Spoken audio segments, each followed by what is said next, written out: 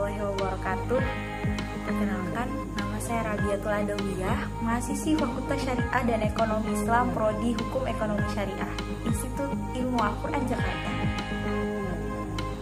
Video KKL saya kali ini bertema tentang metode resitasi di masa pandemi mata pelajaran ekonomi syariah terhadap salah satu siswi kelas 11 SMA M7 Banjarmasin jurusan IPS.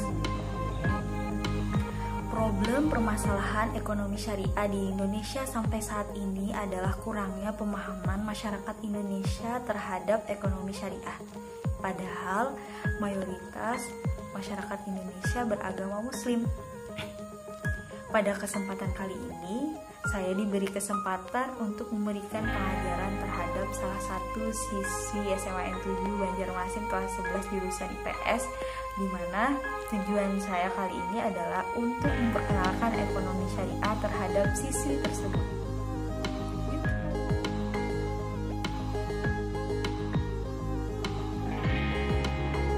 Assalamualaikum warahmatullahi wabarakatuh. Selamat malam, Salsa.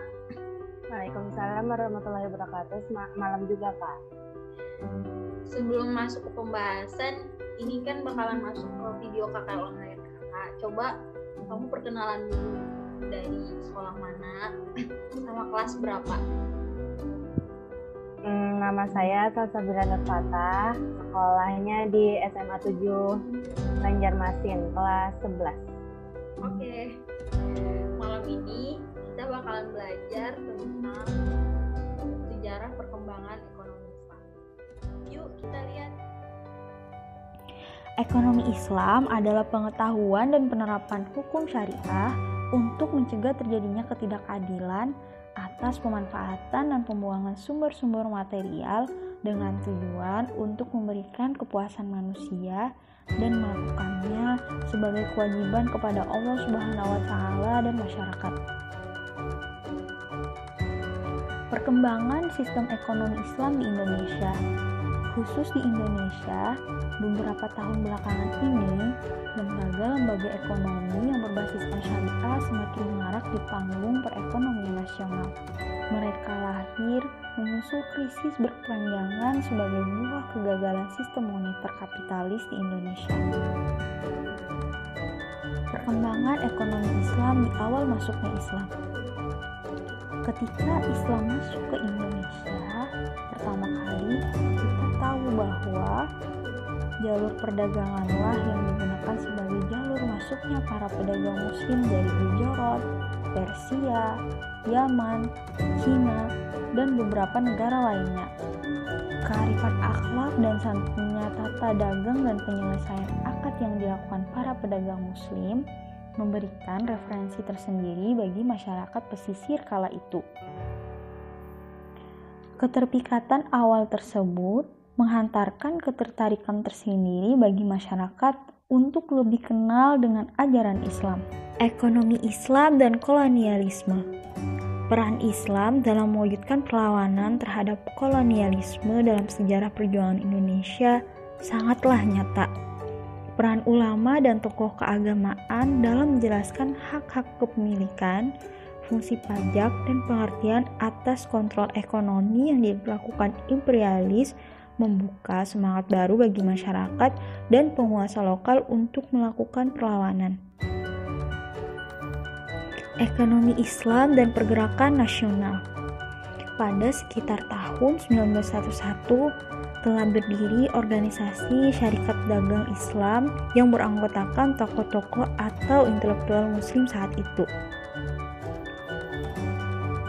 Salah satu tokoh penting dalam pembentukan pandangan terhadap ekonomi Islam kala itu adalah Tjokro Aminoto.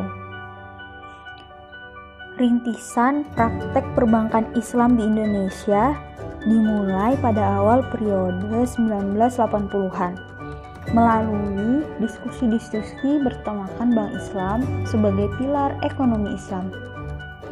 Di Indonesia, pelopor perbankan syariah adalah Bank Muamalat Indonesia. Berdiri tahun 1991, bank ini diprakarsai oleh Majelis Ulama Indonesia atau MUI dan pemerintah serta dukungan dari Ikatan Cendekiawan Muslim Indonesia atau ICMI dan beberapa pengusaha muslim.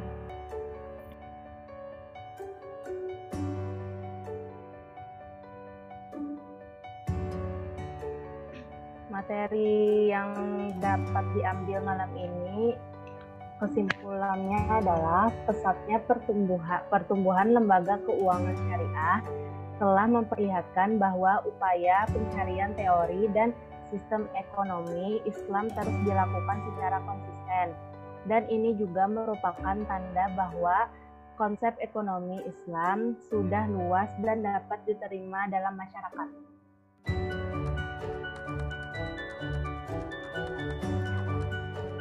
Harapannya lebih maju, berkembang, dan dapat dikenal oleh masyarakat Indonesia lebih luas.